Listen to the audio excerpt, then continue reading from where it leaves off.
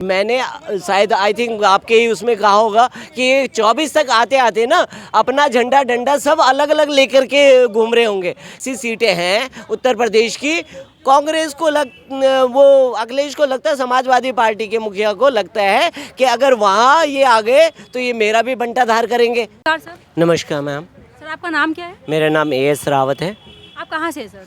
मैं वैसे तो बेसिकली तो उत्तराखंड से हूँ, पर दिल्ली में ही स्टे करता हूँ, दिल्ली रहता हूँ। स्टे करते हैं? हाँ, मतलब स्टे नहीं, मतलब यहीं मकान है, यहीं की, मतलब वो कहते हैं वोटर्स वगैरह सब कुछ यहीं का है, दिल्ली का ही है मेन।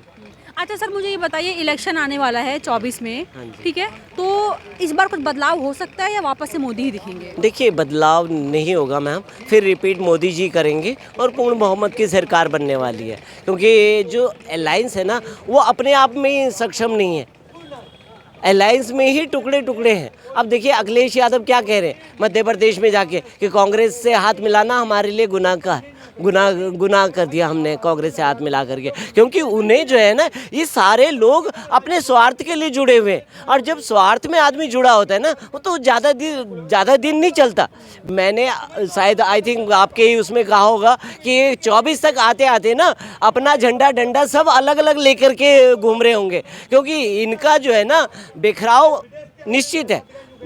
देखिए केजरीवाल साहब है, केजरीवाल किस लिए आए थे इंडियन अलायंस में? इसीलिए आए थे कि जो दिल्ली का अध्यादेश है वो लागू ना हो, ठीक है ना, पर वो लागू हो गया है ना, क्योंकि इन्होंने भ्रष्टाचार करा हुआ था, अपने लोगों को भर्तियां कर दी थी, 431 भर्तियां, 437 भर्तियां अपने लोगों को भर्ती कर दिया था। तो क्या था, वो निजी स्वार्थ से जुड़े हुए थे, और जब निजी स्वार्थ जब अलग होता है ना, अब देखिए वही केजरीवाल साहब अब अंदर जाने की नौबत आ रही है। तो कहने का मतलब जो लोग भी भ्रष्टाचारी है ना, ये सब भ्रष्टाचार मिल करके एक हो गए।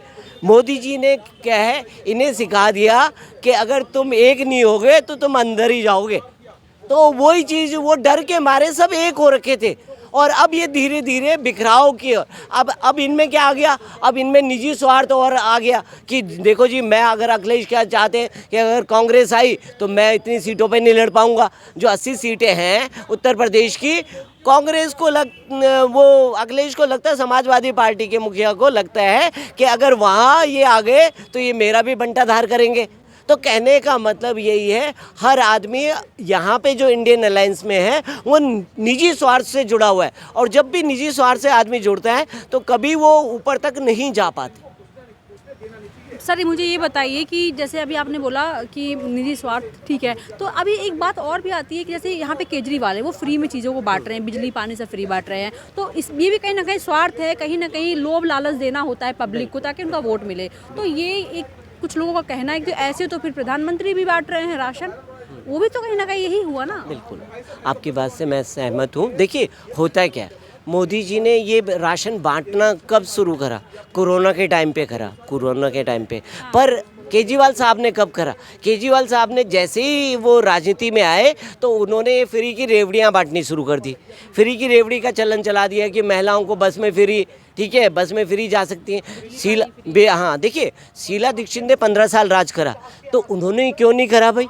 वो विशेष मौक़ों पर दिया जाती थी कि भैया दूज है या कोई रक्षाबंधन है या कोई तीज त्यौहार है, उस समय शीला दीक्षित भी करती थी। परंतु जिस तरह से केजरीवाल ने चलन चलाया, शीला दीक्षित को कह दिया बेईमान और मैं ईमानदार।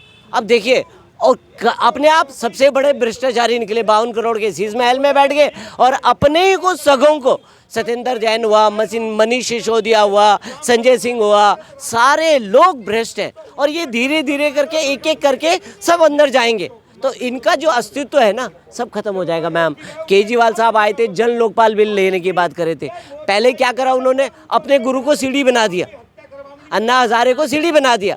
देखो, गुरु का सम्मान करना, आप अगर गुरु भक्त हैं तो गुरु की परंपरा है, कहते हैं ना, गुरुर ब्रह्मा गुरुर विष्णु गुरुर देवो महेश्वरा गुरु साक्षात परब्रह्म तस्मै श्री गुरुवे नमः। यानी कि गुरु जो होता है एक भगवान के समान है, क्योंकि गुरु ही बताता है कि ये भगवान है। तो कहने का मतलब जो आदमी उनका भगवान था उसको सीढ़ी बनाया उन्होंने और अंदर राजनीति में आ गए। और राजनीति में आकर के भी आप स्वच्छ राजनीति करते तो भी अच्छा लगता। जो आदमी कहता था मैं इसी को बंगला नहीं लूँगा, गाड़ी नहीं लूँगा, सिक्योरिटी नहीं लूँगा, लोग प्रचार में इतना पैसा खर्च करते, पर हुआ क्या? सबसे ज़्यादा प्रचार में उन्होंने पैसा खर्च करा, काम धेले भर का नहीं करा। 22 लाख का मोहल्ला क्लिनिक बना दिए। अब आप देखिए 22 लाख के चक्कर में उन्होंने 5 लाख की आयुष्मान योजना नहीं आने दी। 5 लाख के आयुष्मान योजना से आप किसी भी हॉस्पिटल में 5 लाख तक का इलाज करवा सकते थे फ्री में। अब देखिए उन्होंने 22 लाख के अपने मोहल्ला क्लिनिक में, और इसमें भी भ्रष्टाचार करने के चक्कर में इन्होंने ये मोहल्ला क्लिनिक। अब देखिए मोहल्ला क्लिनिक में होता है क्या, गाय भैंसें बैठी रहती हैं, वो थोड़े टाइम के लिए खुलता है, डॉक्टर वहाँ बैठा रहता है और मरीज़ यहाँ बैठा होता है। वो पूछता है हाँ ठीक है, हाँ क्या बुखार है, हाँ उन्होंने बुखार थर्मामीटर से बुखार नहीं नापा, कुछ नहीं करा, और कहाँ बुखार है, ये लो ये 2 पुड़ियाँ ये खा लेना, हो जाएगा तुम्हारा बुखार ठीक। तो कहाँ का ये? अच्छा सर, आपसे सवाल था ये, आप सुन रहे होगे ना कि अंधभक्त वाली बात जो कि मैंने बोली।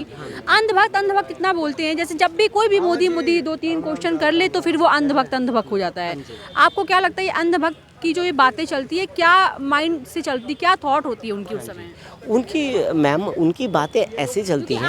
आप भी मोदी जी के बारे में बोल रहे हो तो हो सकता है आपके पे भी कमेंट्स टाइप के आए। बिल्कुल वो होता ही है जनरली।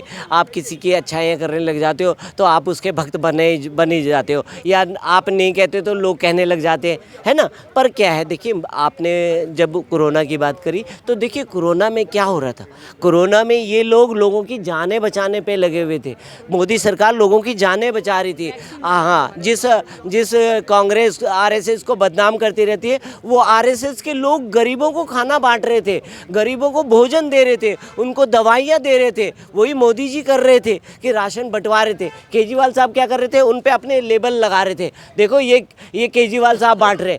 मतलब केंद्र की राशन बट रही है और केजरीवाल साहब अपना लेबल चिपका रहे थे उस पर। तो कहने का मतलब क्या है, यही जो भ्रष्ट लोग हैं ना, इन चीज़ों को सबसे बड़ी मुसीबत मोदी जी से यही है कि किसी तरह से मोदी जी ना आए, और हम जो भी भ्रष्टाचारी लोग हैं सारे हमारे पे भ्रष्टाचार के आरोप खत्म हो जाएं, और हम जो चाहेंगे हम ही वो शासन चलाएं।